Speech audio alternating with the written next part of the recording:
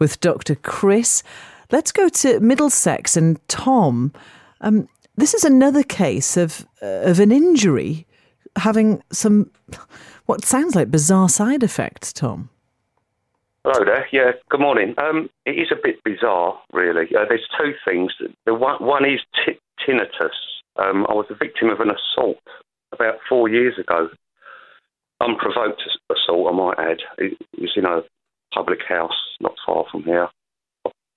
Somebody hit me. I went over and I woke up in St Mary's Hospital about 18 hours later. And it's weird. I've had tinnitus ever since in my right ear. It's the highest pitched noise you could sort of imagine.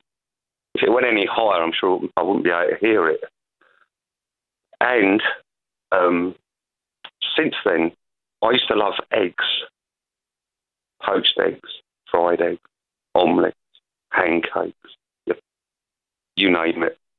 Now, if I ate an egg now, it tastes metallic. If that makes sense, it tastes like metal. I cannot eat an egg. Are those things connected, Dr. Chris? Well, I'm sorry to hear about your injury, by the way.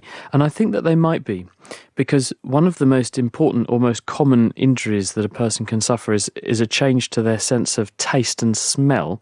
And in fact, what we describe as taste, people often get this wrong.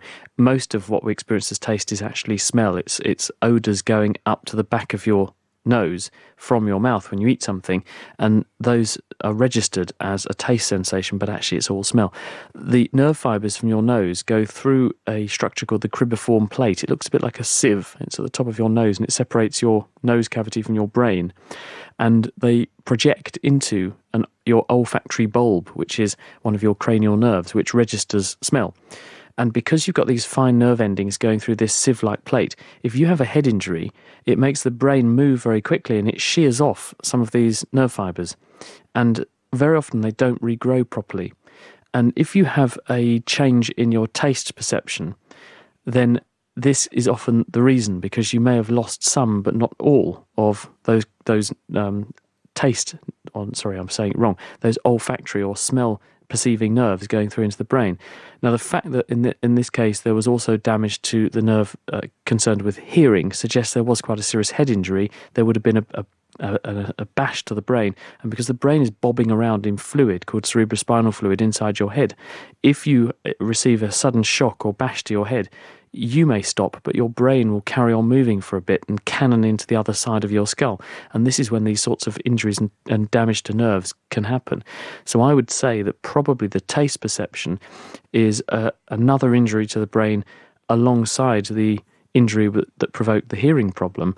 And the change in perception for things like eggs probably reflects the loss of, or the cutting of some of the taste fibres, and that's producing subtle changes in the way that we perceive some of the chemicals, or in this case, some of the chemicals that are in egg are perceived, and thus the taste profile of egg is altered in this case.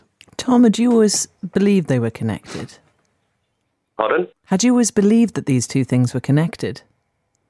Yes, because it only happened after the head injury. It couldn't have been, it's not a coincidence. I've had tinnitus and the taste as well. So, and I thought that they were separate parts of the brain.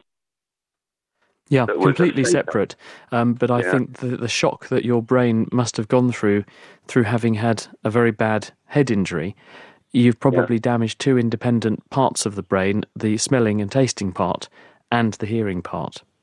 Considerable impact, isn't it? That you talk about the brain being plastic, but the sense of recovery and what it needs to go through to reach that point. Thank you very much, Tom, in Middlesex.